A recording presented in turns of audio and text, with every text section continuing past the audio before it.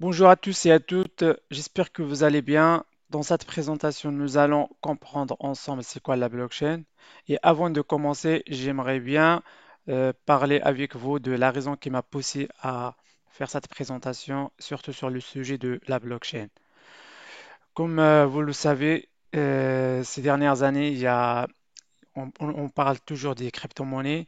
Et moi, en tant que particulier, comme la plupart de vous, euh, je suis quelqu'un intéressé par investir dans les crypto-monnaies. Et avant de commencer, je regarde les projets de chaque crypto-monnaie et je trouve qu'on parle toujours de la blockchain. Et moi, je ne comprends pas c'est quoi la blockchain. Du coup, avant de commencer à investir et choisir une crypto-monnaie, il faut que je comprenne la blockchain. Et c'est le rôle de cette présentation. J'espère que vous allez tous comprendre aussi c'est quoi la blockchain. Du coup, vers la fin de la vidéo, vous serez capable de définir c'est quoi la blockchain, son fonctionnement, ainsi les types de blockchain et le grand domaine d'application. Après, si vous ne comprenez pas une partie, n'hésitez pas à revenir et revoir la partie concernée afin de bien comprendre la suite. Donc, on commence par qu'est-ce que la blockchain? Donc, la blockchain, il se base sur des concepts existants, à savoir la cryptographie. C'est ce qui nous permet de crypter, chiffrer des données pour qu'elles ne soient lisibles que par les personnes concernées. C'est comme WhatsApp, par exemple, les conversations via WhatsApp, ils utilisent cette méthode-là. Et après, il y a le peer-to-peer. Va nous permettre de relier en fait les différents utilisateurs de la blockchain sans point central. Ça veut dire sans passer par le tiers de confiance. Ça veut dire il y a des nœuds. Chaque nœud est connecté à un certain nombre de nœuds. Ces autres nœuds sont à leur tour connectés à d'autres nœuds. Par conséquent, son organe central, qui est le tiers de confiance, historiquement, traditionnellement. Du coup, on est capable de relier un grand nombre de personnes à la blockchain. Et après, ça vient le principe de consensus. C'est ce que va faire en sorte que l'ensemble va fonctionner en fait correctement. Du coup, l'intérêt ici de la blockchain, en fait, est de fusionner ces concepts-là dans un protocole pour apporter de la confiance entre les différents interlocuteurs en supprimant le tiers de confiance. Euh, après, qu'est-ce que la blockchain? Un sous-titre aussi, c'est chaîne de blocs. En fait, c'est une liste chaînée constituée de blocs successifs. Chaque bloc, en fait, contient la signature de blocs précédents. Aussi, c'est un registre distribué regroupant tout l'historique des transactions financières en nom en blocs classés par ordre historique de façon inaltérable. Et c'est un mécanisme de consensus on vient de définir dans le slide précédent. En fait, décentralisé où tous les nœuds finissent par se mettre d'accord sur l'état d'une transaction sans leader. La responsabilité est diluée entre tous les acteurs de la chaîne. Après, c'est une technologie de stockage et de transmission d'informations transparente, sécurisée en fonction sans organe central de contrôle.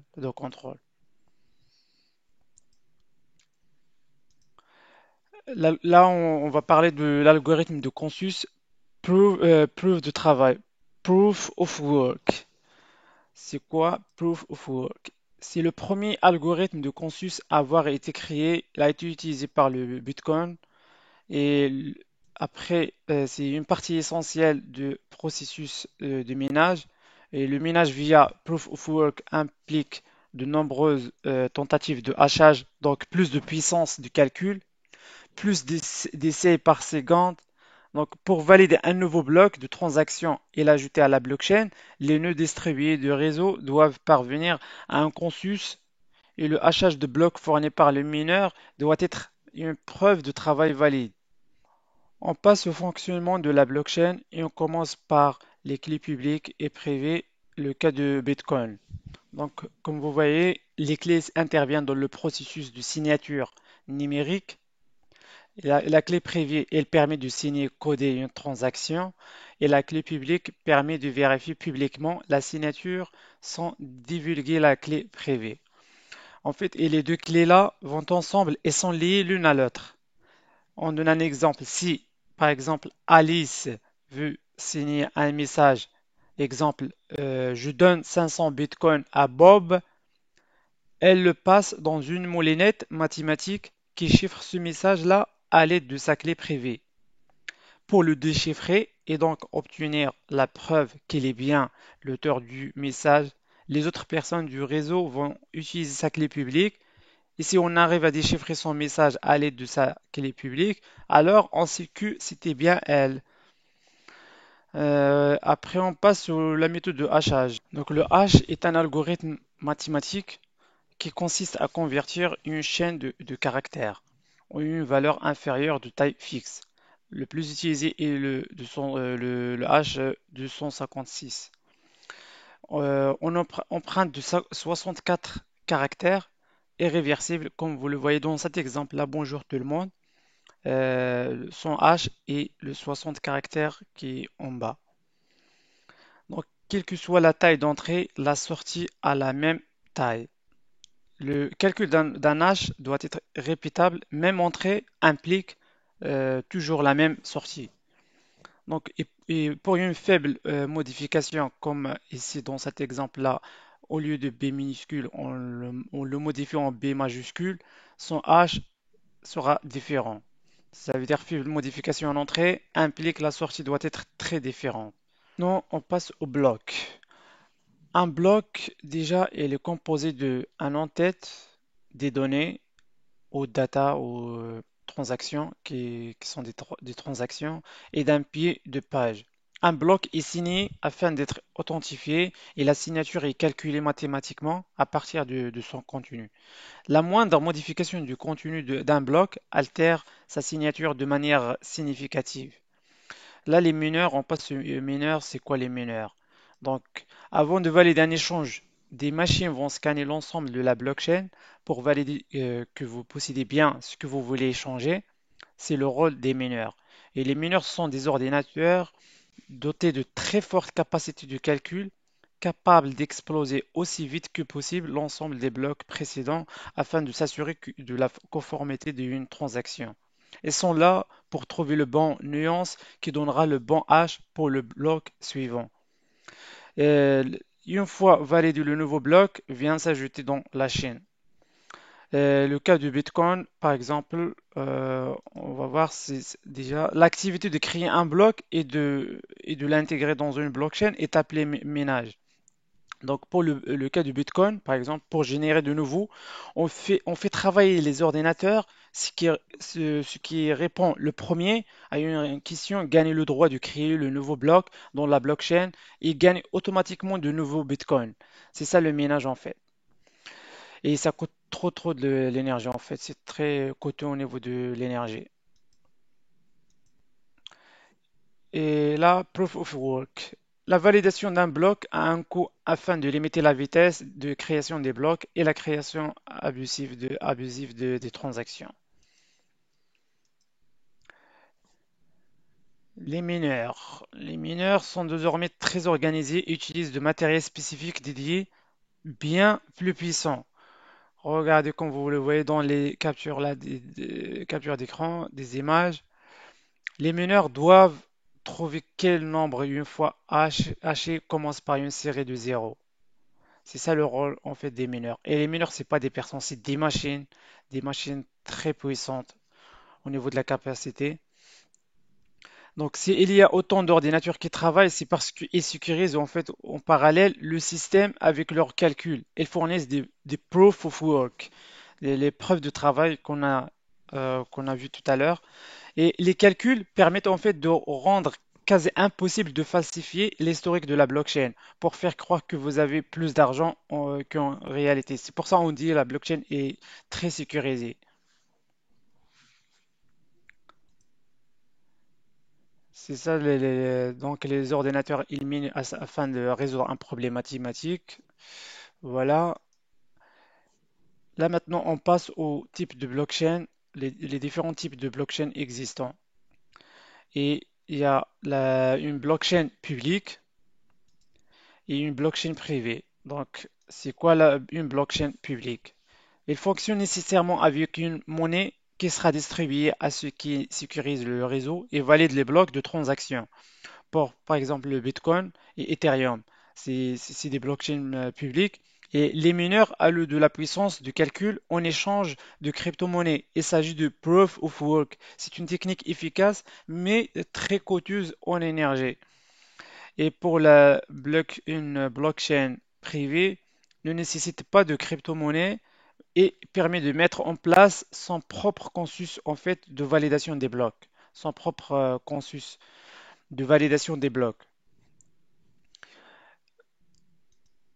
Et la blockchain de consortium, c'est le troisième. En fait, c'est un compromis entre les deux. Là, les types de blockchain avec des exemples, Ethereum et Bitcoin pour la blockchain publique.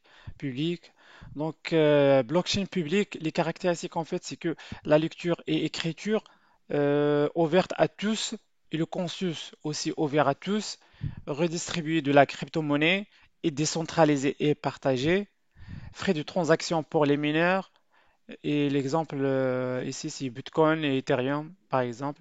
Et pour la blockchain privée, la lecture en fait et l'écriture avec autorisation et le consensus défini par les responsables, et n'est pas ouvert à tous, ne nécessite pas de crypto-monnaie, donc pas forcément la crypto-monnaie, et scalable à volonté, et pas de frais de transaction aussi. Et l'exemple qu'on peut donner, c'est Hyperledger. Hyperledger.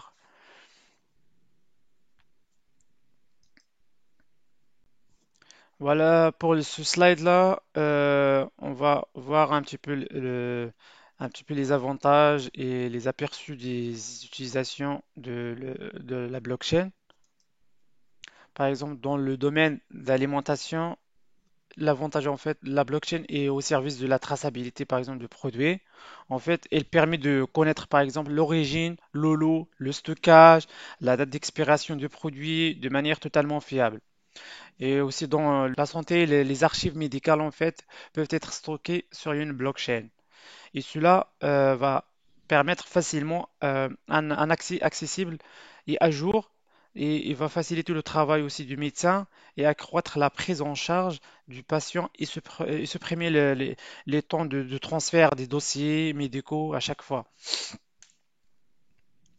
Les d'autres, en fait, éducation, par exemple, on peut utiliser la blockchain pour établir numériquement des documents légaux. Après aussi, il y a dans le gouvernement, la blockchain jouera un rôle dans la gestion et la sécurisation des données citoyennes. Euh, Après, dans le nouveau droit, avec les smart contracts, c'est le principe de Ethereum, par exemple. Il génère des contrats intelligents. Les contrats, les conditions, les transferts, de propriété, la livraison de marchandises ou de services sont tracés sans avoir besoin d'un tiers de confiance. Euh, Aussi, il y a d'autres, en fait, il y a assurance, par exemple, blockchain pourra être utilisé pour indemniser en cas de sinistre. Par exemple, les spectacles, on peut utiliser la blockchain pour faciliter l'achat du ticket dont la validité est assurée et pour éviter, et comme ça, on évite le marché noir. Voilà, pour les questions, c'est la fin de la présentation. Du coup, si vous avez des questions, n'hésitez pas à les poser dans les commentaires de ma vidéo sur YouTube. Donc, merci à la prochaine vidéo. N'hésitez pas à laisser un like aussi et s'abonner et activer la cloche pour recevoir et pour être notifié des prochaines vidéos. Merci beaucoup, merci à tous.